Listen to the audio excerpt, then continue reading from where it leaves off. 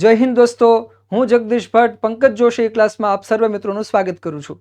દોસ્તો, આજે 14/6/2026ના રોજ કોન્સ્ટેબલની જે પરીક્ષા લેવાની છે એમાં ઇતિહાસ અને ભૂગોળના જે પણ પ્રશ્નો પૂછાણા છે એ પ્રશ્નોનું આપણે વિગતવાર સોલ્યુશન કરવાનું છે. એટલે વધુ સમય ન બગાડતા આપણે ડાયરેક્ટલી પ્રશ્નોની ચર્ચા કરીએ. તો સૌ પ્રથમ પ્રશ્ન જે ઇતિહાસમાં આપણે સોલ્વ કરવાનો છે એ ડી સિરીઝ જે છે એ ડી સિરીઝમાં 162મો પ્રશ્ન જે છે ત્યાંથી આપણે ઇતિહાસના પ્રશ્નોનું સોલ્યુશન સ્ટાર્ટ કરીએ છીએ મિત્રો.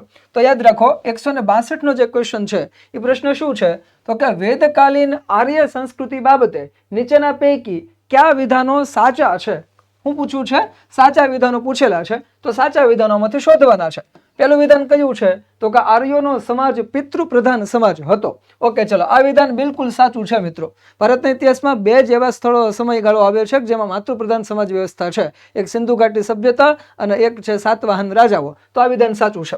બીજું વિધાન છે વરની પસંદગીમાં કન્યાનો અધિકાર રહેતો, એટલે કે એમને પૂછવામાં આવતું. તો આ વિધાન પણ સાચું છે મિત્રો.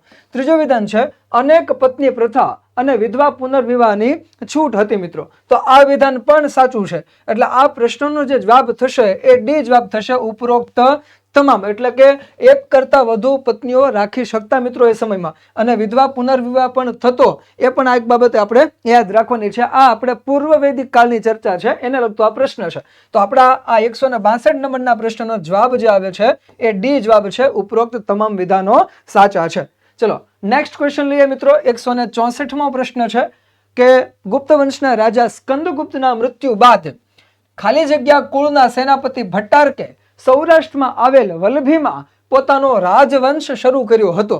એટલે કયા વ્યક્તિએ રાજવંશની શરૂઆત કરી હતી તો કે સેનાપતિ ભટ્ટારકે મૈત્રક વંશની સ્થાપના કરી હતી. એટલે આપણે કહી શકીએ કે સ્કંદગુપ્તના મૃત્યુ બાદ મૈત્રક કુળના સેનાપતિ ભટ્ટારકે. રેડી ભાઈ? તો આમાં આપણે જવાબ જે છે 164 એની અંદર બી ફોર બોમ્બે જવાબ આવશે મિત્રો.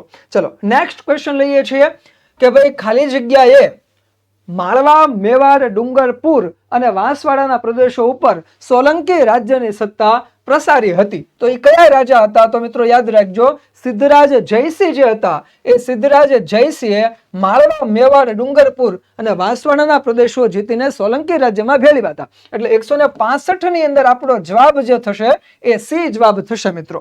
ચલો નેક્સ્ટ ક્વેશ્ચન લઈએ છીએ મિત્રો.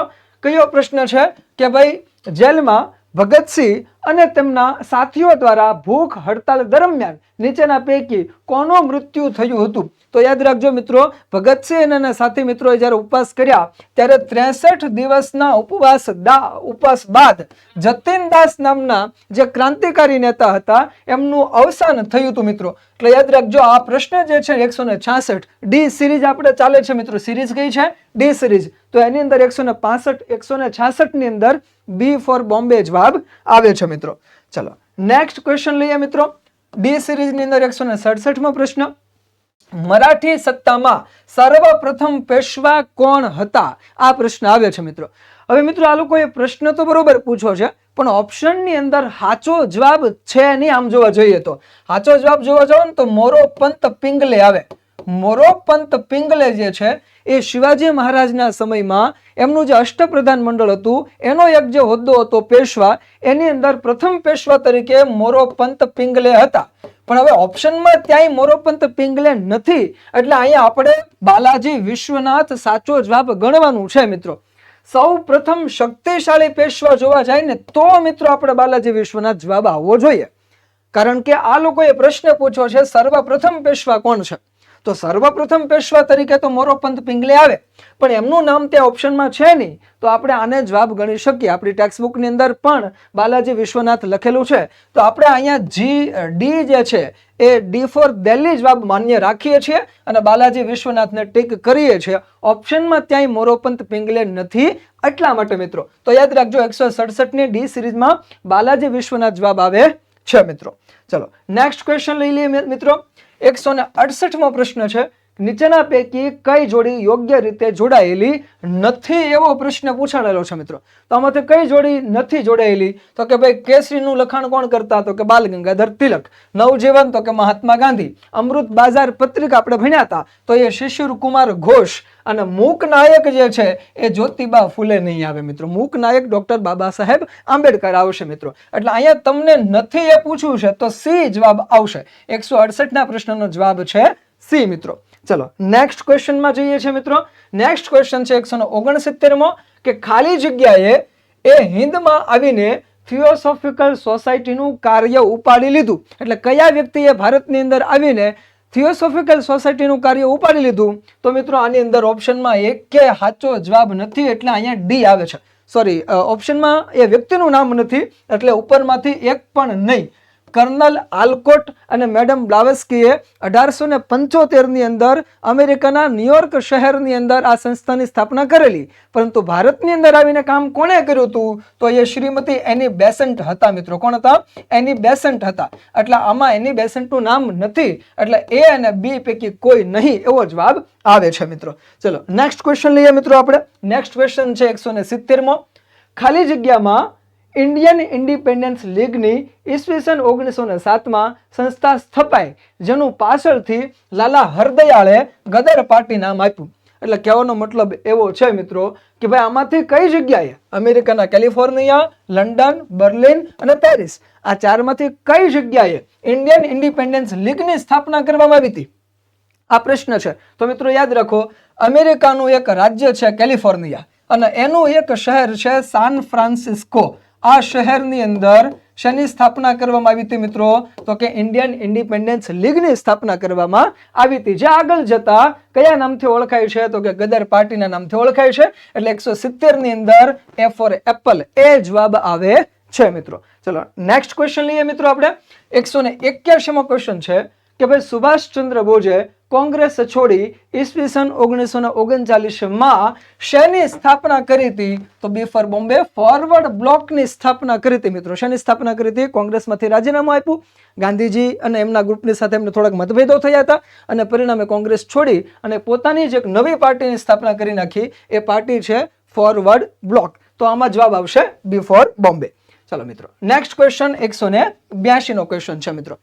મુંબઈના નૌકા સૈન્યના બળવાને 1857 બાદ બ્રિટિશ સરકાર સામે તેના લશ્કરનો બીજો બળવો પણ ગણવામાં આવે છે, જે ખાલી જગ્યાના પ્રયત્નોથી થાળે પાડવામાં આવ્યો અને ભારતીય સ્વરાજની પ્રક્રિયાને ઝડપી બનાવવામાં ફાળો આપ્યો હતો.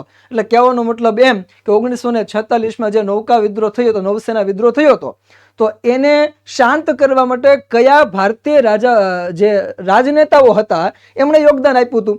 તો હિન્દુ સૈનિકોને શાંત પાડવા માટે સરદાર વલ્લભભાઈ પટેલ અને મુસ્લિમ સૈનિકોને શાંત પાડવા માટે મોહમ્મદ અલી ઝીણાએ વિનંતી કરી હતી. તો અહીંયા ઝીણાનું નામ તો ત્યાં છે નહીં એટલે આપણે યાદ રાખો કે સરદાર વલ્લભભાઈ પટેલના પ્રયત્નના કારણે આ નૌસેના વિદ્રોહને શાંત પાડવામાં આવ્યો હતો મિત્રો. ચલો નેક્સ્ટ ક્વેશ્ચન લઈએ મિત્રો. 183મો પ્રશ્ન છે. ડી સિરીઝ આપણે ભણી રહ્યા છીએ. D four Delhi. હિન્દ સ્વાતંત્ર્ય ધારો પસાર થતા નીચેના પૈકી કયા રાજ્યોએ સ્વતંત્ર થવાની હિલચાલ શરૂ કરી દીધી હતી? એટલે જ્યારે ભારતને આઝાદી મળવા માટેનો કાયદો પસાર થયો એટલે કયા રાજ્યોએ સ્વતંત્ર થવાના પ્રયત્ન શરૂ કરી દીધા હતા? તો મિત્રો યાદ રાખજો, ઉપરોક્ત તમામ ત્રાવણકોર, ભોપાલ અને ઇન્દોર આ ત્રણેય એવા પ્રયત્ન શરૂ કર્યા હતા કે એમને આઝાદ રહેવું છે, સ્વતંત્ર રહેવું છે, ભારત પાકિસ્તાન એકેમાં જોડાવવું નથી. પરંતુ ભારતના એ સમયના જે આપણા સ્વાતંત્ર્ય સેનાનીઓ છે, સરદાર વલ્લભભાઈ પટેલ જેવા વ્યક્તિ હોય, એમણે આમને મનાવી લીધા અને ભારતની અંદર જોઈન્ટ કરી લીધા. તો અહીંયા જવાબ આવશે ડી મિત્રો. ચલો નેક્સ્ટ ક્વેશ્ચન લઈએ છીએ મિત્રો. 184મો પ્રશ્ન ડી સિરીઝમાં. દાંડી ઉપરાંત નીચેના પૈકી કયા સ્થળોએ મીઠાના સત્યાગ્રહો થયા હતા? આ પ્રશ્ન પૂછવામાં આવેલો છે. તો ધરાસણા તો આપણે બધાને યાદ જ છે, પણ હવે આપણે એ પણ યાદ રાખજો કે સૂરજ કરાડી અને વડાલા પણ એવા સ્થળો છે જે જગ્યાએ દાંડી સત્યાગ્રહ અંતર્ગત મીઠાના સત્યાગ્રહો થયેલા છે. એટલે અહીંયા ડી ફોર દિલ્હી ઉપરોક્ત તમામ આવો જવાબ આવશે મિત્રો. તો 184નો જવાબ છે ડી છે મિત્રો. ચલો નેક્સ્ટ આવીએ મિત્રો આપણે નવો ક્વેશ્ચન લઈએ. 185મો. ખાલી જગ્યા બંગાળના ગળીના વિદ્રોહના મુખ્ય નેતાઓ પૈકીના એક અગ્રણી નેતા હતા. મિત્રો યાદ રાખજો, 1859 ની અંદર નીલ વિદ્રોહ એટલે કે ગળીનો એક વિદ્રોહ બંગાળની અંદર થયો હતો. તો એ સમયની અંદર દિગંબર વિશ્વાસ જે છે એમણે આ વિદ્રોહનું નેતૃત્વ કરેલું. એટલે આમાં આપણે જવાબ આવે છે 185 ની અંદર એ જવાબ આવે છે દિગંબર વિશ્વાસ. યાદ રાખજો મિત્રો. ચલો નેક્સ્ટ ક્વેશ્ચન લઈએ મિત્રો.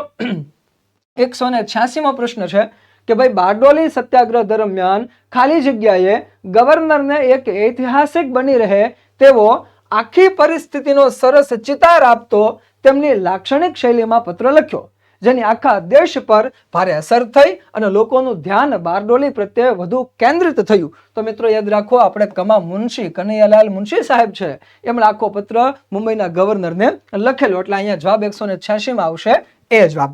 ચલો નેક્સ્ટ ક્વેશ્ચન લઈએ મિત્રો. 187મો. ગાંધીજી પર ટોલ્સ્ટોયના નીચેના પૈકી કયા પુસ્તકની ખૂબ મોટી અસર હતી? આ પ્રશ્ન પૂછાય છે એટલે ભૂલથી અનટુ ધી લાસ્ટ ન કરતા યાદ રાખો, the Kingdom of God is within you. ભગવાનનું રાજ્ય તમારી અંદર જ તે સમાયેલું છે.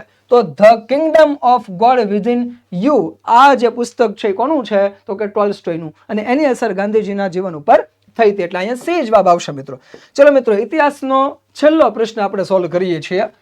ટોટલ તમે જોવા જશો તો મિત્રો 17 જેટલા પ્રશ્ન ઇતિહાસના પૂછાણેલા છે. એટલે વેઇટેજ બનાવીને રાખ્યું છે. 50 માર્કની અંદર આપણે ઇતિહાસ, ભૂગોળ અને વારસો હતા. તો એમાંથી 17 તરી 51, 17 ક્વેશ્ચન આવવા જોઈએ આપણે અપેક્ષા હતી. તો એ પ્રમાણે 17 ક્વેશ્ચન પૂછાણેલા છે મિત્રો. તો કાકોરી ટ્રેન લૂંટને નીચેના પૈકી કયા ક્રાંતિકારીઓએ અંજામ આપ્યો હતો? આવો પ્રશ્ન પૂછાણેલો છે. તો અશફાકુલ્લા ખાન, રામપ્રસાદ બિસ્મિલ અને મન્મથનાથ ગુપ્તા આ ત્રણેય વ્યક્તિઓ હતા જેણે 1925 ની અંદર કાકોરી કાંડને અંજામ આપેલો છે મિત્રો. એટલે ઉપરોક્ત તમામ આવો જવાબ આવશે મિત્રો. તો ઇતિહાસના આ પ્રશ્નો આપણા પૂરા થયા મિત્રો. અને હવે આપણે ભૂગોળના જે પ્રશ્નો છે એનું સોલ્યુશન કરવા જઈ રહ્યા છે મિત્રો. ચલો મિત્રો, ભૂગોળના પ્રશ્નોની અંદર આપણે જે ડી સિરીઝ છે એ ડી સિરીઝ જ કન્ટિન્યુ ચાલે છે. એમાંથી પ્રશ્ન નંબર 101 છે. નીચેના પૈકી કયા દરિયાઈ સરોવરો અથવા લગુન છે? એટલે આમાં લગુન કયા કયા છે ઓળખવાનું છે. બધાને ખબર છે એમાં નળ સરોવર નહીં આવે. તો જુઓ, ઓપ્શન બી ઓટોમેટિક નીકળી જશે, ઓપ્શન સી ઓટોમેટિક નીકળી જશે અને તમામમાં તો નળ સરોવર આવી જાય એટલે એ નીકળી જશે. તો ઓટોમેટિકલી તમારો જવાબ જે છે એ ફક્ત 1 અને 2 થઈ જાય છે મિત્રો. ચલો, એટલે 101 ની અંદર ભૂગોળનો પ્રશ્ન છે તો એની અંદર એ જવાબ આવે છે મિત્રો. ચલો નેક્સ્ટ ક્વેશ્ચન લઈએ મિત્રો કે 102મો પ્રશ્ન છે ડી સિરીઝમાં. હવા તાપમાનના તફાવતના લીધે વિષુવવૃત્ત ઉપરના વાતાવરણમાં ભારે વાયુઓ સૌથી ઓછા હોય છે મિત્રો. મિત્રો ભારે વાયુઓ હંમેશા ઠંડા પ્રદેશોની અંદર વધુ હોય. તો વિષુવવૃત્ત હોય તો ત્યાં ગરમ પ્રદેશો હોય છે. એટલે અહીંયા આપણે બી જવાબ આવશે મિત્રો. ચલો નેક્સ્ટ ક્વેશ્ચન લઈએ. 103મો પ્રશ્ન.